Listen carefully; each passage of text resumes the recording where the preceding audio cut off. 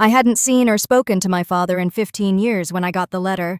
It arrived on a Thursday, tucked between utility bills and junk mail, addressed in a spidery hand I didn't recognize at first. The return address was a place I'd tried to forget, Sycamore Hill, North Carolina, a town too small for secrets and too silent for peace. The envelope was cream-thick and expensive, inside a single page. Grace, if you're reading this, it means I'm gone.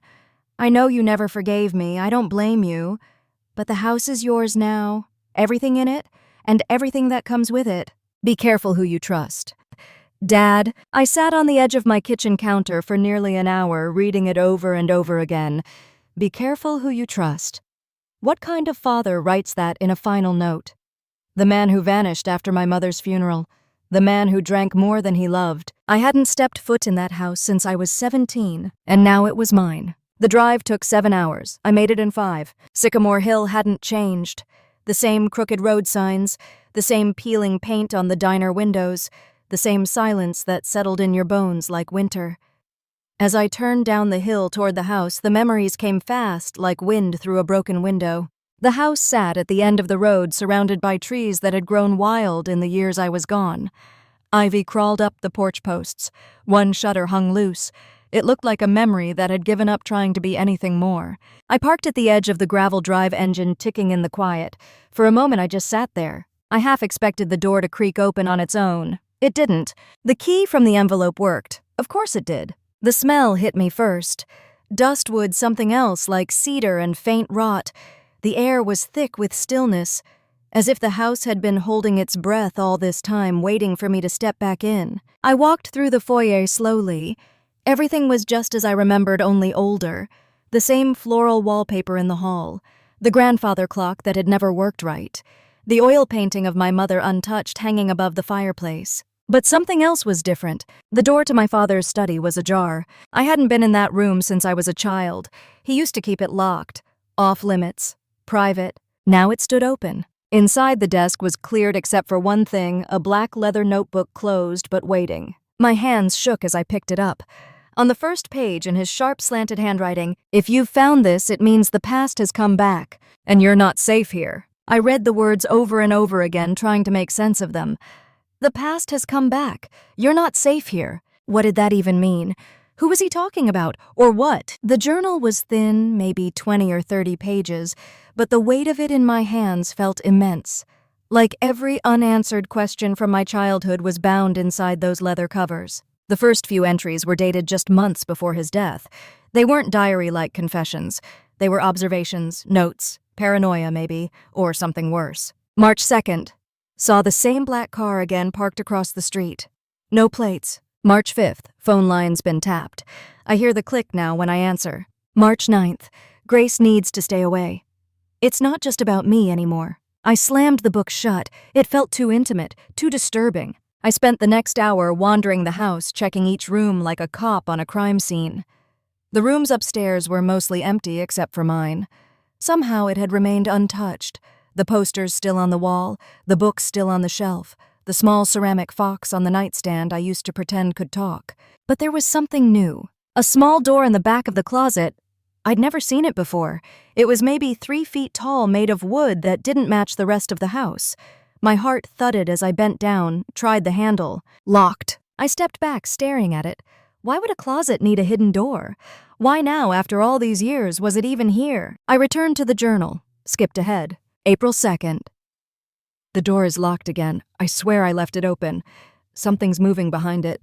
April 10th. Don't open it unless you're ready to see the truth. Not just about me. About her. Her. He couldn't mean Mom. She died when I was 10. Car accident. That's what I was told. That's what the police said. But we'd never seen the car. Or the body. I hadn't thought about that in years. Suddenly I wasn't sure what kind of house I had inherited. A home. Or a trap. That night I barely slept. Every creak of the old house felt magnified in the dark. At one point, I thought I heard footsteps above me, even though I knew the second floor was empty. I stayed in bed sheets, clutched in my fists, eyes fixed on the ceiling like it might split open. By morning, I was done waiting. I got dressed, made coffee, and found a screwdriver in the kitchen drawer. The small door in my closet wasn't going to stay locked. It took longer than I expected. The hinges were rusted, the wood swollen from years of humidity. But eventually, with enough prying and force, the latch gave. The door creaked open. Behind it was a narrow tunnel, more like a crawl space that led deeper into the wall. The air that rushed out was cold, damp, and earthy. I grabbed a flashlight and ducked inside. The tunnel extended about 10 feet before it opened into a cramped, windowless room. Bare wooden floor, stone walls, and in the center, a chair. Just a single old wooden chair, but it wasn't empty. A bundle of fabric sat on the seat, something wrapped in an old shawl. I stepped closer and peeled it back. Inside was a stack of letters, dozens of them, all addressed to me. Every envelope had the same handwriting, my mother's. The first one was dated a month after her supposed death. Grace, if you're reading this, it means I couldn't reach you the way I wanted. But I'm not dead, and you need to listen carefully. My breath caught. They told you I died in a car crash. That's a lie. Your father helped me disappear to protect you. From them. From what we were involved in. If he's gone now, it means they've come back. And it's your turn to finish what we started. My knees buckled and I sat hard on the floor. I'd spent my whole life thinking I was abandoned, or that she was gone. But now, she was alive. And whatever they had been hiding, whatever my father had feared, was now knocking on my door. The house hadn't just been left to me. It had been armed. And now the past wasn't just returning. It was already here. The next morning I didn't go downstairs. I stayed in bed with the letter clutched in my hand, reading it until the words blurred. My mother was alive, or had been, and somehow my father had helped her vanish. I didn't know whether to feel betrayed or grateful. What had they been hiding from me? I pulled out the rest of the letters. Most were dated between 2007 and 2009, 2 years after she supposedly died. Some were smudged, water-damaged. Others were pristine. Together they painted a life on the run. She mentioned cities, disguises, people named only by initials, and something she referred to as the archive. One letter read, "They want the house Grace, not for what it is, but for what it hides. The archive is buried beneath it. Your father didn't just buy that land, he protected it." Archive. Was she talking about the crawl space, the tunnel? Suddenly I heard it. A faint scraping, then a whisper. I froze. It was coming from the walls. I pressed my ear against the plaster near my bed. The sound was unmistakable. Not pipes, not rodents. Breathing. Low, measured. And then, Grace. My name spoken in a voice I hadn't heard since I was 10. Her voice. I stumbled back, heart hammering. Was I losing my mind? Or had the walls finally decided to speak? I ran to the hallway, grabbed the hammer from the drawer by the stairs, and returned to the bedroom. I didn't think. I started breaking through the wall.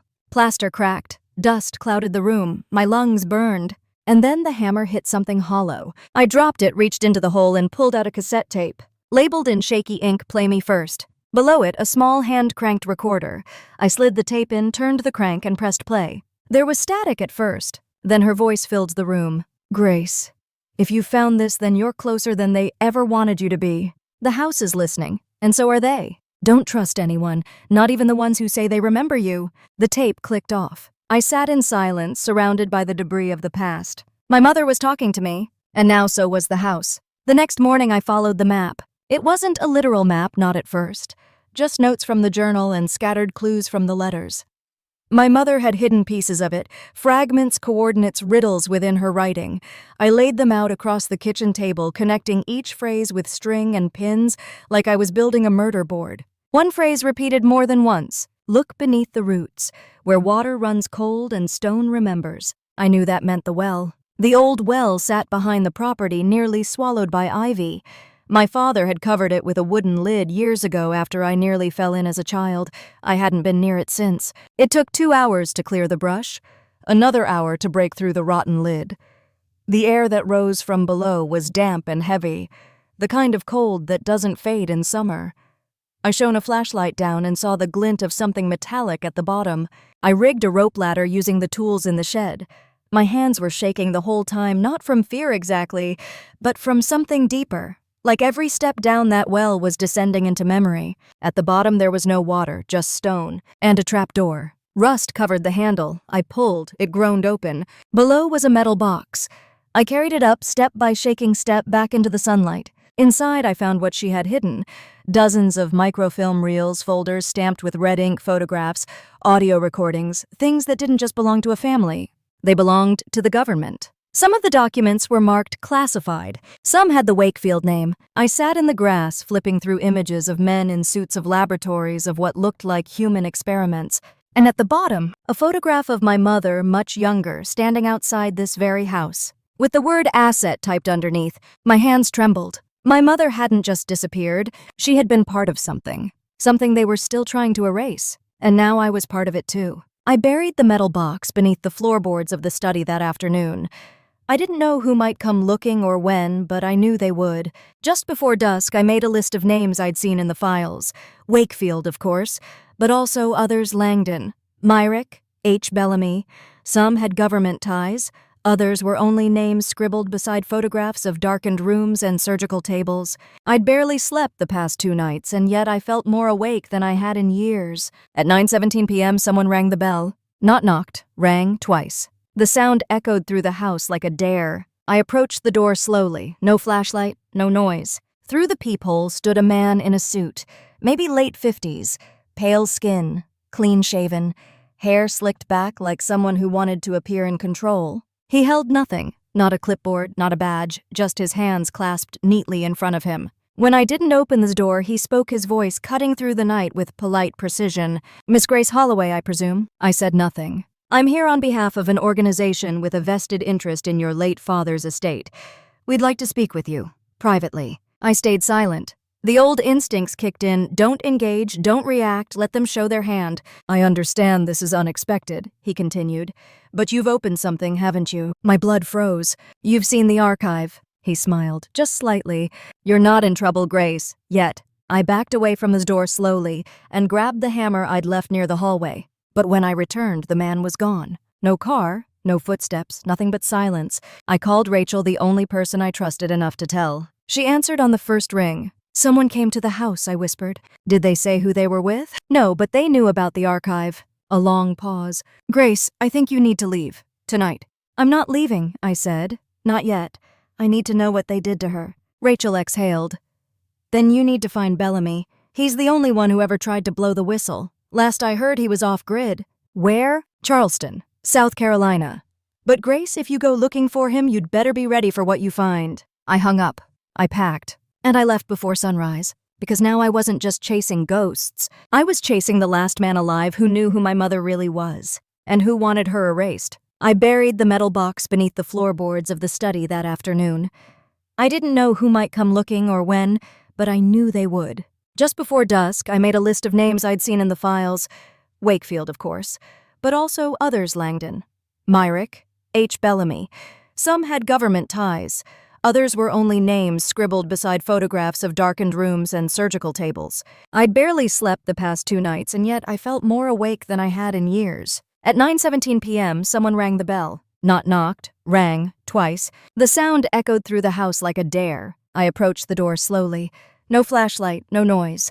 Through the peephole stood a man in a suit, maybe late 50s, pale skin, clean-shaven, hair slicked back like someone who wanted to appear in control. He held nothing. Not a clipboard, not a badge, just his hands clasped neatly in front of him. When I didn't open the door, he spoke, his voice cutting through the night with polite precision. "Miss Grace Holloway, I presume?" I said nothing. "I'm here on behalf of an organization with a vested interest in your late father's estate. We'd like to speak with you, privately." I stayed silent. The old instincts kicked in. Don't engage, don't react. Let them show their hand. "I understand this is unexpected," he continued, "but you've opened something, haven't you?" My blood froze. "You've seen the archive." He smiled, just slightly. "You're not in trouble, Grace, yet." I backed away from the door slowly and grabbed the hammer I'd left near the hallway. But when I returned, the man was gone. No car, no footsteps, nothing but silence. I called Rachel, the only person I trusted enough to tell. She answered on the first ring. "Someone came to the house," I whispered. "Did they say who they were with?" "No, but they knew about the archive." A long pause. "Grace, I think you need to leave tonight." "I'm not leaving," I said. "Not yet. I need to know what they did to her." Rachel exhaled. "Then you need to find Bellamy. He's the only one who ever tried to blow the whistle. Last I heard, he was off-grid." "Where?" "Charleston, South Carolina. But Grace, if you go looking for him, you'd better be ready for what you find." I hung up. I packed. And I left before sunrise. Because now I wasn't just chasing ghosts. I was chasing the last man alive who knew who my mother really was. and who wanted her erased. I buried the metal box beneath the floorboards of the study that afternoon. I didn't know who might come looking or when, but I knew they would. Just before dusk, I made a list of names I'd seen in the files. Wakefield, of course, but also others: Langdon, Merrick, H. Bellamy. Some had government ties. Others were only names scribbled beside photographs of darkened rooms and surgical tables. I'd barely slept the past 2 nights, and yet I felt more awake than I had in years. At 9:17 p.m., someone rang the bell. Not knocked, rang twice. The sound echoed through the house like a dare. I approached the door slowly. No flashlight, no noise. Through the peephole stood a man in a suit. Maybe late 50s, pale skin, clean-shaven, hair slicked back like someone who wanted to appear in control. He held nothing. Not a clipboard, not a badge. Just his hands clasped neatly in front of him. When I didn't open the door, he spoke, his voice cutting through the night with polite precision. "Ms. Grace Holloway, I presume." I said nothing. "I'm here on behalf of an organization with a vested interest in your late father's estate. We'd like to speak with you, privately." I stayed silent.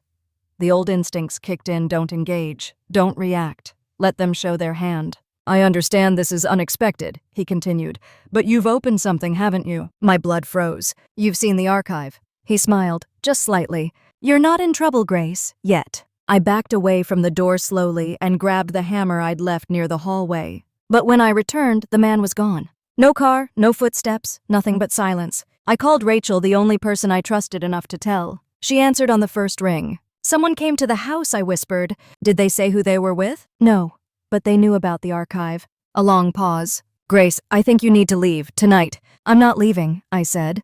"Not yet. I need to know what they did to her." Rachel exhaled. "Then you need to find Bellamy. He's the only one who ever tried to blow the whistle. Last I heard, he was off-grid." "Where?" "Charleston, South Carolina. But Grace, if you go looking for him, you'd better be ready for what you find." I hung up. I packed. And I left before sunrise. Because now I wasn't just chasing ghosts. I was chasing the last man alive who knew who my mother really was, and who wanted her erased. I drove to the edge of town with no destination. I needed to move to think, to escape the walls of that house before they crushed what was left of my sanity. I parked at the old overlook above the river, the one my mother used to bring me to when I was a child. Or thought she did. I couldn't be sure anymore.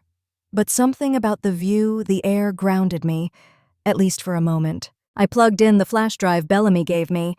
A folder appeared, labeled only MK19 root. Inside, encrypted files, scattered logs, and a sequence of short video clips. One was labeled W-base transmission. I opened it. Static filled the screen, then a low humming, barely audible, like a signal trying to punch through layers of static. Words flashed. If found, initiate return. Coordinates appeared. Latitude 33,771 and longitude 78,918, South Carolina coast. Then another message. Core device location, base Wakefield. I froze. Wakefield. The same name etched in my mother's journal. The man who tried to bury her. The same man whose agents had come to my door. I called Rachel. "I found the core site," I told her, "or what they call base Wakefield." There was silence on the line. "Grace," she said finally, "if you go there, you're not just looking for answers anymore. You're entering their system, on their ground. You need to be ready." "I'm already in it." She hesitated. "Then take this. You'll need it." An encrypted key appeared in my inbox. Rachel never said where she got it, but I trusted her. I packed what I needed. Burner phone, drive, tape recorder, my father's journal. Before I left the house, I stood in front of the mirror one last time, looked into the face I wasn't sure was fully mine. Then I whispered what my mother once told me: even false memories hold real power. I left Sycamore Hill at midnight and drove straight toward the signal. The coast was quiet when I arrived, windswept and forgotten. The coordinates had led me to what looked like an abandoned military facility half buried in dunes, rusting under salt air. A rusted gate blocked the overgrown path, but the chain was already cut. Someone had been here recently. I pushed forward. The interior was stripped, bare concrete corridors echoing with the ghosts of purpose. But then I found it a hatch hidden beneath a steel grate. The encrypted key Rachel sent worked on the digital lock almost too easily. The hatch opened. A staircase spiraled down into black. I took a breath and descended. Below, I found a chamber humming with old machinery. Servers blinked lazily. Screens flickered to life as I passed. The air smelled sterile, like copper and ozone. Something pulsed beneath my feet. The center of the room housed a large cylindrical device, cables running from it like veins. And on a monitor beside it, my name appeared. Grace Holloway, access granted. A woman's voice echoed through the space, my mother's voice. If you've made it this far, Grace, then the system has recognized you as mine, as theirs. This is the core, the first implant, the beginning of everything. I stumbled back, my pulse thundered. The screen shifted. A video played my mother strapped to a chair, electrodes on her temples. Behind her stood Wakefield, younger, cold-eyed. He said, Asset 19 is ready for extraction. Then I saw her scream. I slammed the stop button, but her voice echoed in my head. Another prompt blinked on screen. Do you wish to delete core? My hands hovered over the keyboard. If I deleted it, would it stop? Would it erase the programs, the manipulations, the voices? Or would it erase me? I stared at the flashing words, and I whispered, not yet. The lights dimmed. The machine beside the core let out a slow, whirring sound like something ancient waking up. Another screen illuminated a schematic of the human brain overlaid with grids and access points. Initiating extraction protocol, Asset 19, Grace Holloway. My heart stopped. Before I could move, something hissed. A panel slid open behind me. A hidden door. The light inside was red. I ran. The corridor twisted narrow and pulsing with soft alarms. I heard voices overhead, maybe recordings, maybe real. They were discussing my case. Wakefield's name came up again and again. I burst into another room, this one cleaner, newer, untouched by rust or dust. And there she was. My mother. Older, worn, her hair streaked gray but unmistakable. She was strapped to a chair, her eyes fluttering. Tubes ran from her arms to a console pulsing with green light. Mom, I choked. She didn't look up, but her lips moved. They never turned it off. Grace, they never stopped. I rushed to her side. Her hand trembled as it gripped mine. You have to finish it, she whispered.